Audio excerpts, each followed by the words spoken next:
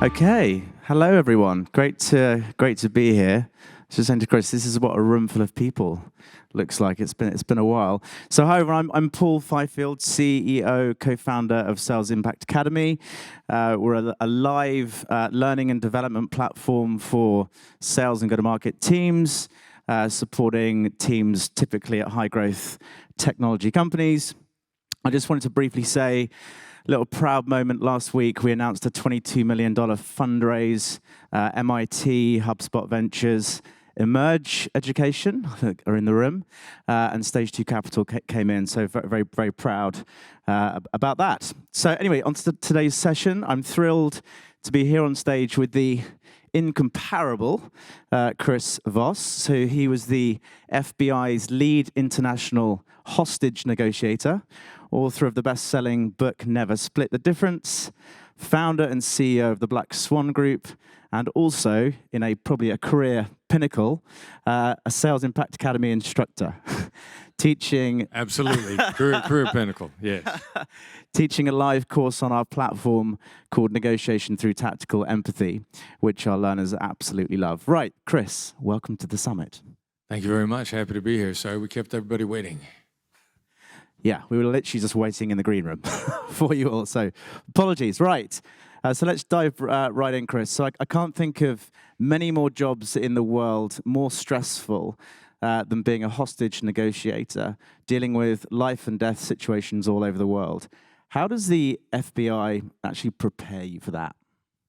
Yeah, I love that question, and I'm going to skip forward to number 6 before I come back and answer this one, because a question we get all the time is this American-style negotiation, or how's it work cross-culturally? Because we're in you're on the internet, you're talking to people on the other side of the world.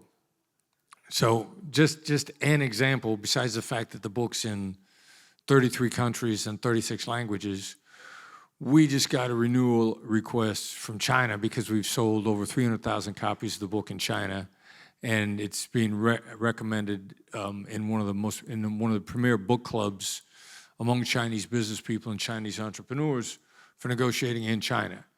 And when I was in Dubai just a couple of months ago at an international conference, I had literally people coming up for me, and many of them women.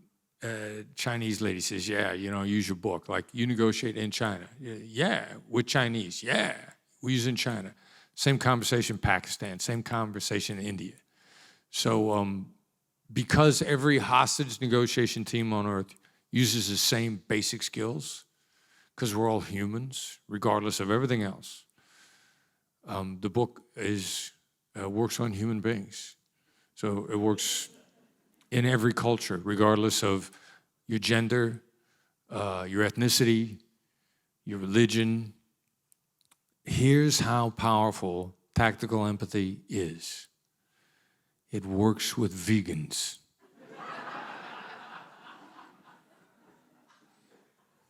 Boom, boom. I was actually a vegan once. See, proof here. So your first question, how does the FBI prepare us? Like in the FBI or anywhere else, the preparation is there if you look for it. I mean, it's there. It's all around. If you just open your eyes and listen and pay attention, you get all the prep that you need. When you go through the FBI's 2-week negotiation course, which is difficult to get into, and it's the only course that the FBI teaches that outside practitioners are attendees. Like when I showed up, I didn't know that there was going to be a guy there from the London Metropolitan Police. There was going to be somebody there from New Zealand. There was going to be negotiators from across the country. So you're immediately into people who have done it. And if they're at that course, they were probably in the middle of something, and it was probably a mess. So what they do, my former boss, Gary Nessner, used to always say, this is the best chance of success, best chance of success. And they don't want you to be fooled into believing that any success is guaranteed. Just what is your best chance, and the fact that stuff's going to go bad. Like, our success rate as hostage negotiators was roughly 93%. What was I as a hostage negotiator? I was a cold calling salesman, and I sold jail sentences. You know, dude in a bank, he picks up the phone. That's a cold call. You ain't looking to talk to me. But about a 93% success rate, which means 7% of the time things are going to go bad. So to teach us that right off the bat, like first day you're in there, and they say there's never been a hostage killed on deadline in the United States. Never, this is a rule. Never been a hostage killed on deadline. They beat that into your first day. Then the very next day, they do a presentation, and this is in the last chapter, Never Split the Difference. William Griffith, Rochester, New York, walks into a bank and says, if you don't come in and kill me by 2 o'clock, I'm going to kill a hostage. And everybody's laboring under the idea that no hostage is ever killed on deadline. And at 2 o'clock, he kills a hostage. And, you know, we're sitting there, and we're like, wait a minute, what did you guys say yesterday? And he said, you got to understand, this person wasn't a hostage, she was a victim to be. This was something that was designed to go bad from the very beginning, and you got to be able to recognize the earmarks of it before it happens. Separate the different things that people say to understand what's really going to happen. And so I remember sitting there, and after getting over the shock, because the guy sitting next to me named Jesse from police department in Utah. Now, I got no idea, and I'm going to get ready to find out in about 8 days, that Jesse himself has negotiated a horrific siege where people had gotten killed. But right now, it's just Jesse. And I remember saying, after the shock of the Griffith siege settles in, and I looked at him, I go, well, I guess that's what we signed up for. And he goes, no, man, we just didn't know any better. But the signs are there that, you know, whatever your business is, like you guys negotiate so people's livelihoods are on the line. Your livelihood is on the line. The signs are there if you look for them. The signs are there.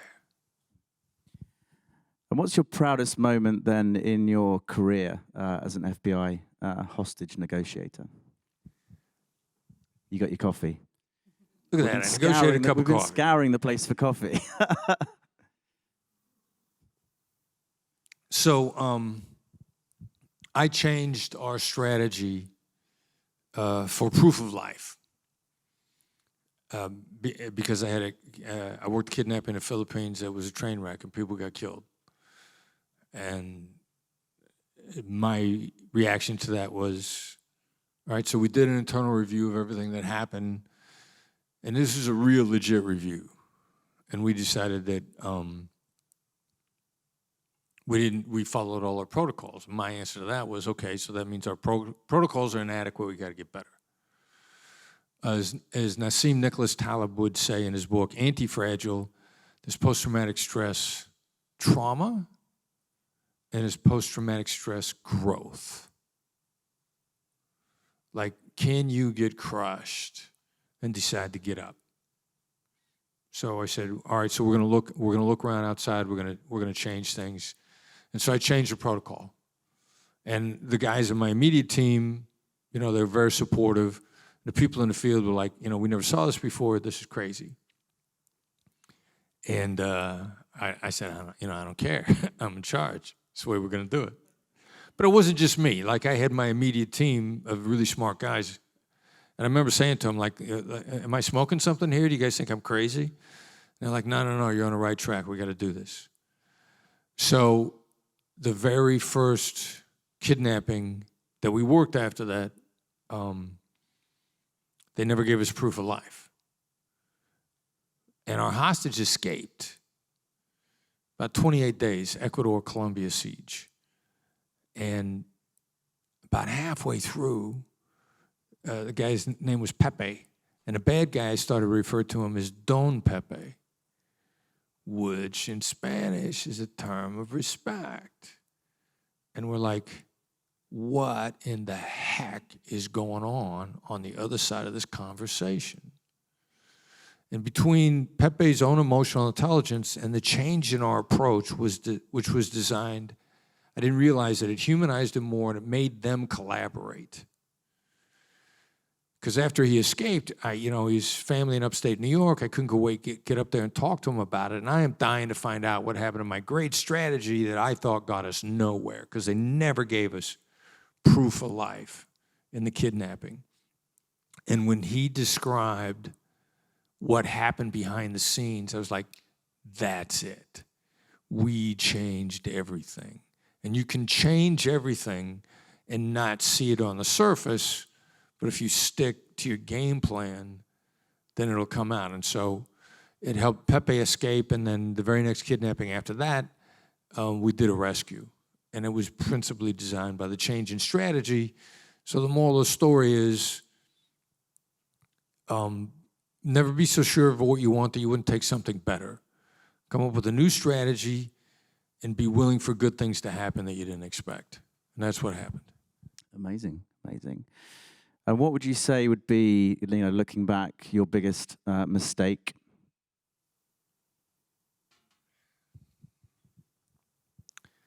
Wow, there's so many. It was really in the previous case that I was talking about where things went bad, because our mistake was, and I didn't even know, this is what happens to a lot of salespeople, and I heard a salesperson talk about it as being single-threaded. Like, I'm at a sales conference a couple years ago, and this woman's talking about, she had a great relationship with the person on the other side, and she thought the deal was going down, and they got a signed agreement, and then he took his agreement back to his company, and they said, no, we're not doing this, and since you separated yourself from us and agreeing to this, her counterpart, not only did she not get the deal, but they got fired. Her counterpart got fired. So in the Philippines, the second big case that we worked there, the one where people got killed, we had a great relationship. I was coaching. I was a negotiation coach. I was really an international negotiation coach. If you got a family member that's been kidnapped or a friend, if you're coachable, I can coach you through it. Doesn't matter what country you're in. If you're coachable, I understand human nature dynamics. You understand your market, if you will. So I'm coaching a negotiation. We got a solid rapport with the bad guy on the other side. And then when it comes time to do the deal, he thinks it's going down, and his team, very much like this company, said, no, we're not doing this. And they stole the ransom money, and then the train wreck was on. It just got worse over a period of about 2 more months. And I misjudged that the deal was going to happen because we genuinely had a great relationship with the counterpart. And when his team, the terrorists, failed to release, he was humiliated.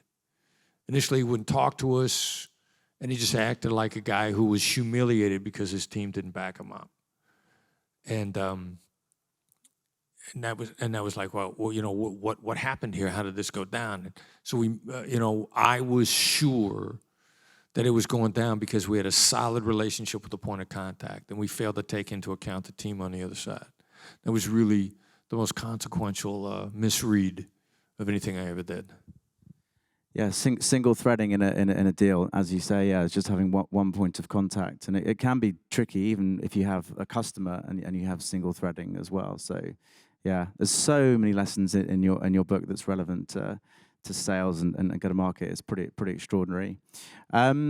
So these in your book, you talk about the behavioral change stairway model. Could you explain for us all what it is? Because I think it's really, really important. I think it'd be a really good takeaway for everyone as well. Sound like the stairway to heaven, right?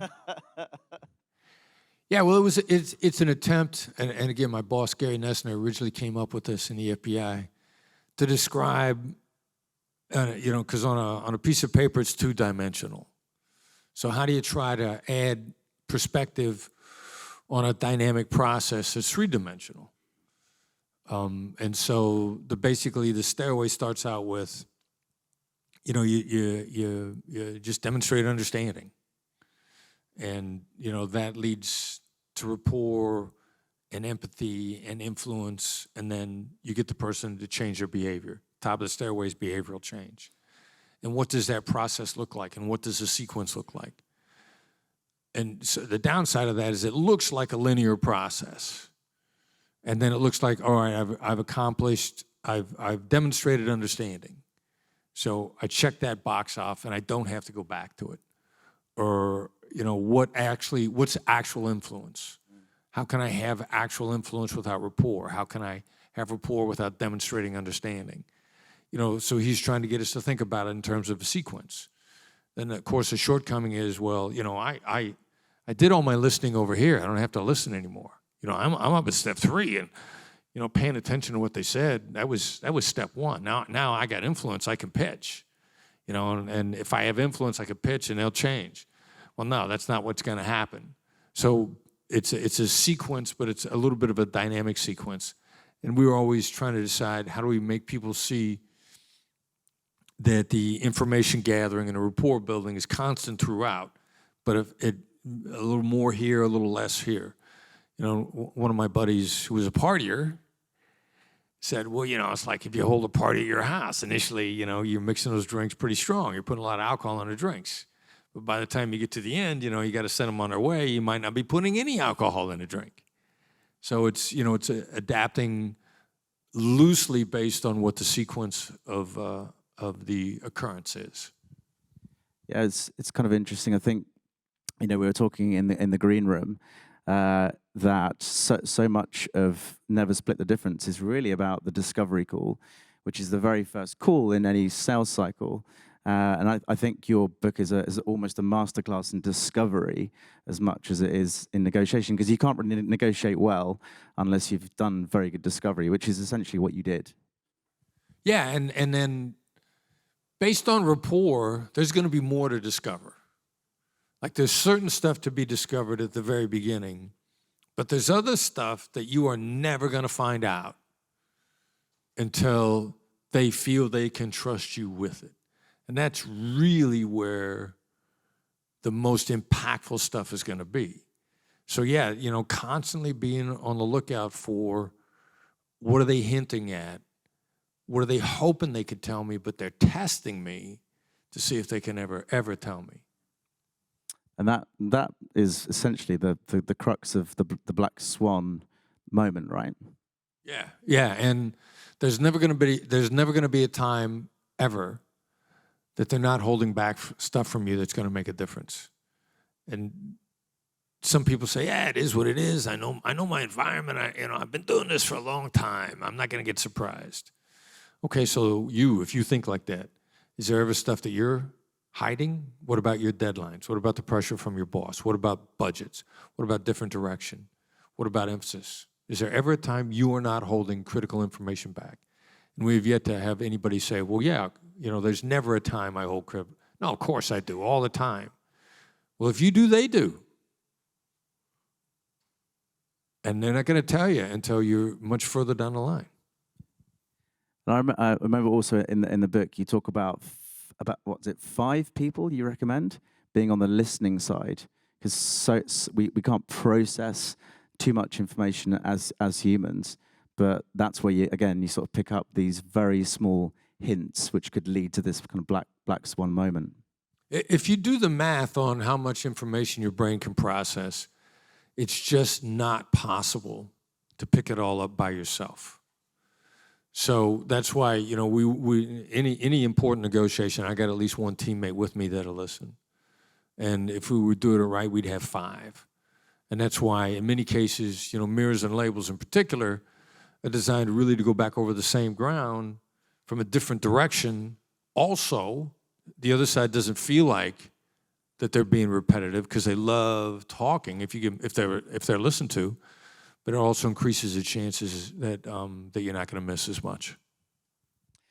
And then how much do you think all of these tactics that you learn are applicable to, both the business world, but also sort of day-to-day life? Yeah, it's applicable to everything because human beings, regardless of the circumstances, make up their minds pretty much the same way. And it doesn't matter if you're in a business deal.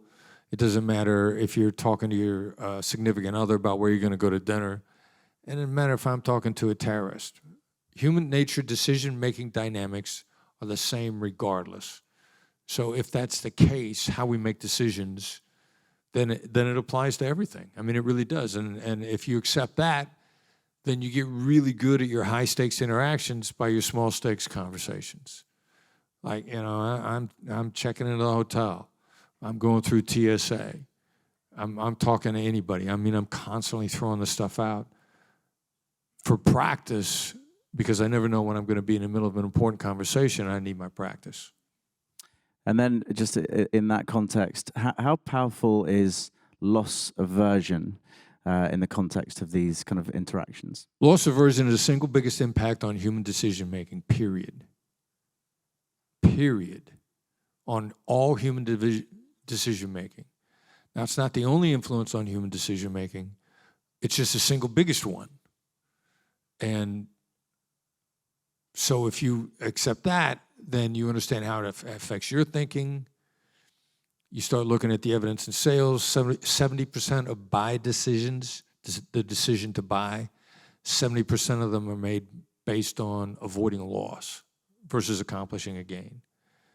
So if you accept that, then in many cases, you give yourself tremendous power to impact somebody's thinking, but you can't do it. That's why you got to have empathy to start with, because it's so powerful. The other person's going to feel attacked. If you try to initiate loss aversion, they're going to think that, and then they're going to think that you're taking their autonomy, and they're going to walk away from the deal. So there is nothing more impactful on human decision making than loss aversion. And it ain't me, it's a Nobel Prize committee saying that, because Danny Kahneman won the Nobel Prize in behavioral economics in 2002 based on that idea. Yeah, and again, it's a really powerful concept to think about when you're thinking again about positioning your own products and services, for sure. So we've only got 3 minutes and 8 seconds left. So let's try and get through a couple more questions.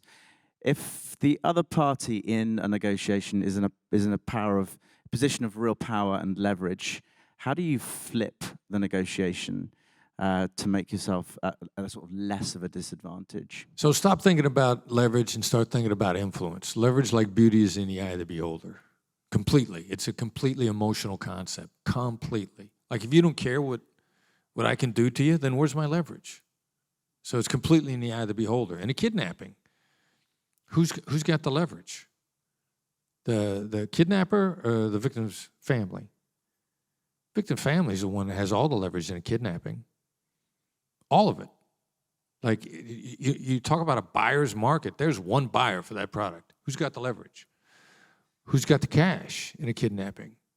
Getting the victim's family. Cash is king. But it's all how the other side flips it. So, you know, the first thing is, if they're talking to you, you got leverage. Quote, leverage. So look at it in terms of influence, look at it in terms of a long-term relationship, do an assessment of how they see things. And then the whole idea of tactical empathy is to get inside somebody's head, see how they see things, you know, what their view of the losses are. Then if you use tactical empathy to get in their head, you're in there by invitation. You have rapport and influence. And since you're in there by invitation, then they'll give you to gently get them to take a look at things from a different perspective, which basically a different loss.